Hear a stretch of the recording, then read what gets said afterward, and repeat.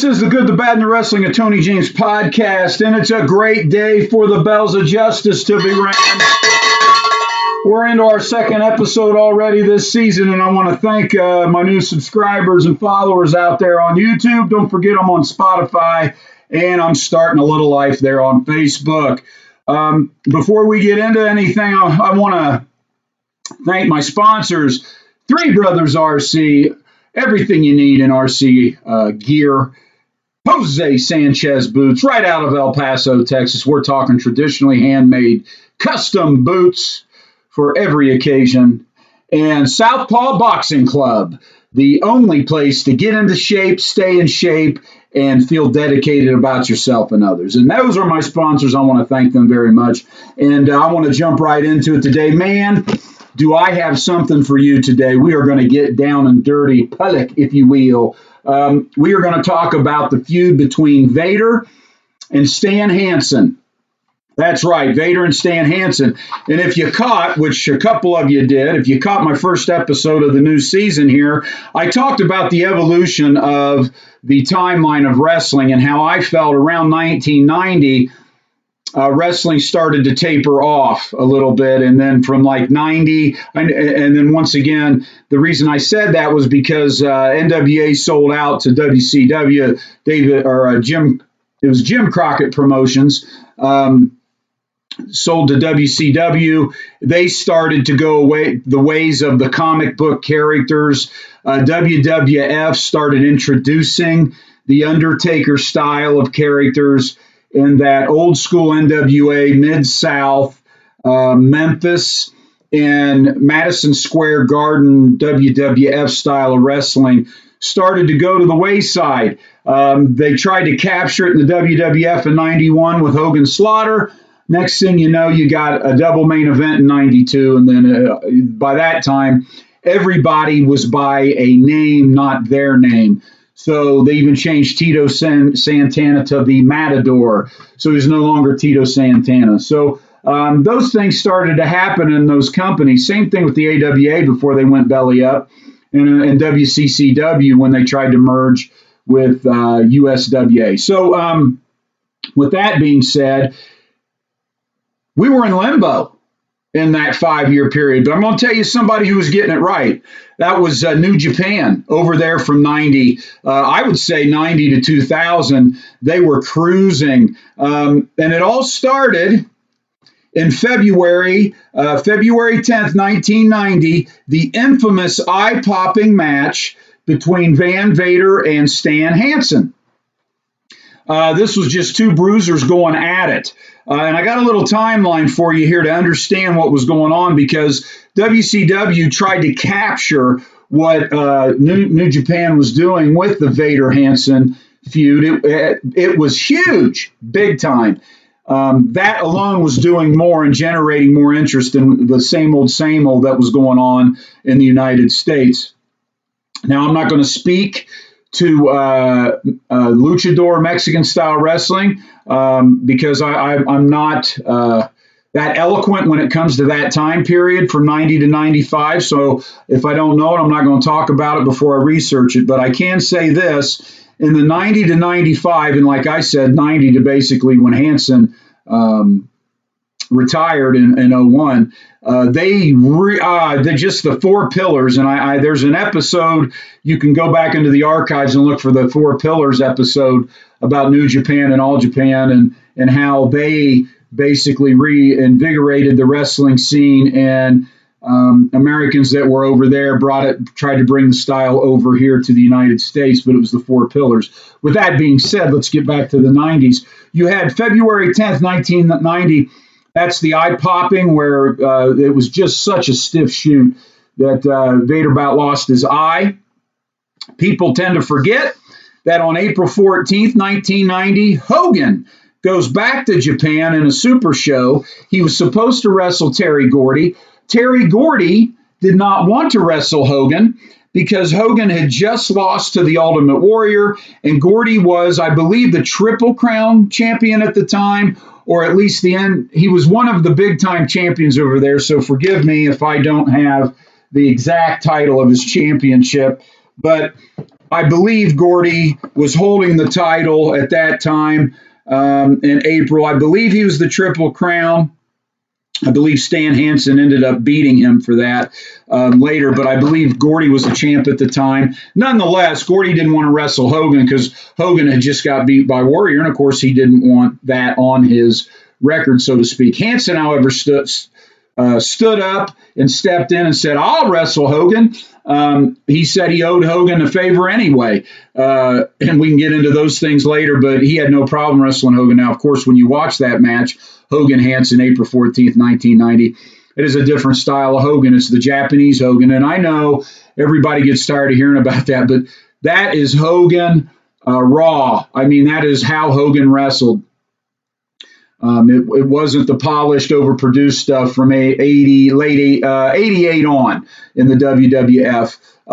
It was an awesome match. And then you got in June 12th, 1990, the rematch. Vader defends his title. And I could be wrong. Maybe Vader is the one that beat Terry Gordy and ended up taking the title from Gordy. Nonetheless, at this point in June, Vader has the title and wrestles Hansen. So you got a 3 to 4 month removal from the eye-popping episode. Yeah, the IWGP heavyweight champion was Big Van Vader on this date in June 12th, which once again, I think Gordy was a Triple Crown threat. But nonetheless, the eye-popping match February 10th, Hogan-Hansen the 14th. Vader and Hansen get it on one more time. You know the difference in these matches because in February, this is a little tidbit of I wouldn't call it useless information, but Vader's in black in February and he's in blue in June. Nonetheless, they're both black and blue after this June match. It's just as good as the first one back in February. And then you got a little bit going on between that and the fall, and WCW reaches out and wants Hansen. How does that come about? Well, back in April, Hogan wanted Hansen to come to the WWF. How interesting, right? He saw big money. He's not the champ. He wanted to feud with Hansen. Can you imagine? Once again, both companies see it, or at least Hogan saw it.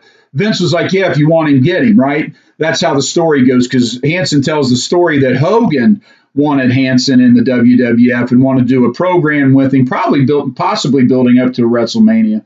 But Hansen had already told WCW, when I finish my program in New Japan, with a handshake deal, I'll come work for you. And I believe Ole Anderson might have had a part in that. I'll come work for you. And sure enough, in the fall, he declines Hogan's offer. And in the fall, he goes to WCW and ends up beating Lex Luger for the U.S. title, feuds with Lex Luger, and then WCW brings Vader in, and they have a couple matches. Now, I saw a podcast. Once again, I can't remember the name of it or the two gentlemen talking about it. It's one of those well-produced, at least the production is great, but you can tell that they're a newer, modern-style fan because they totally don't get why Hansen and Vader are wrestling the way they are just because they thought it was unsafe. Different time and place, gentlemen. Wrestling was so much different than it is today. It is today a stunt team is what it is. Back then, it was big guys going at it because it was a shoot. It was wrestling. There were guys that were stiff, and you paid to see a good match, and that's what you were going to get. Not everything was finishers. It was just two big guys banging at each other. So WCW tried to capture what was going on in New Japan with Vader and Hansen by putting it in there. And then by mid-June of the next year, 91, Hansen was like, this stuff's crap. You guys don't know how to book it. I don't want to be a part of the funniness. They did a scene where where Hansen comes out of the shower with Missy Hyatt.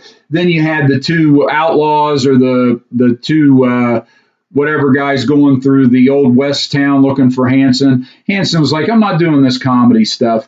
I'm going to Japan where they actually wrestle, which proves my point once again that Japan was getting it right and was a great transitional piece.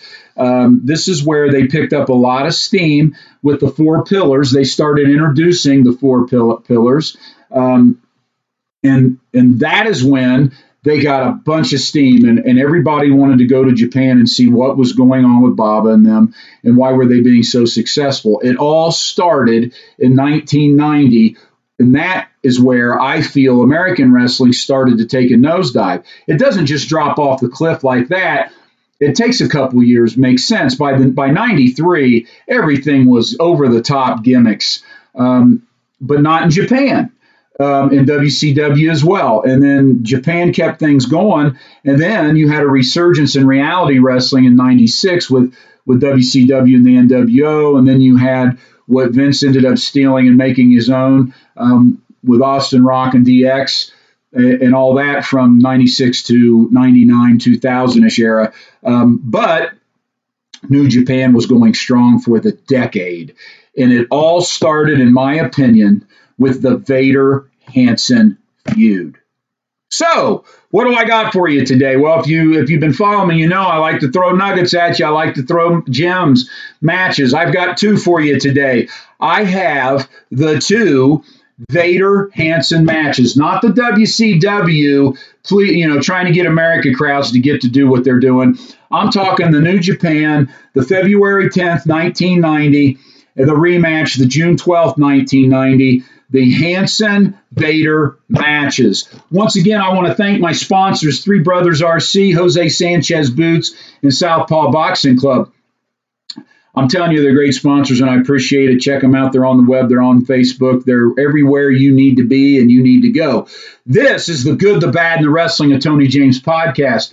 You can find us on Spotify, Facebook, and YouTube. Click, like, subscribe, share the wealth, send the message. I'm doing what I can to keep old traditional wrestling alive. Nothing against modern wrestling, but you got to know the roots to get the fruits. And with that being said, we are going to watch the February 10th, 1990 match between Vader and Hansen, and then we're going to watch the June 12th, 1990 rematch, where Hansen's in his blue tights and he's going after Vader. Again, these are awesome matches. This is history. This is what kept pro wrestling going as American wrestling was starting to decline into that gimmick, over-the-top look, and WCW and WWF were doing that, and New Japan was staying true to the craft. We're losing that craft. Back in 1990, New Japan decided to stick with it, and it all got lit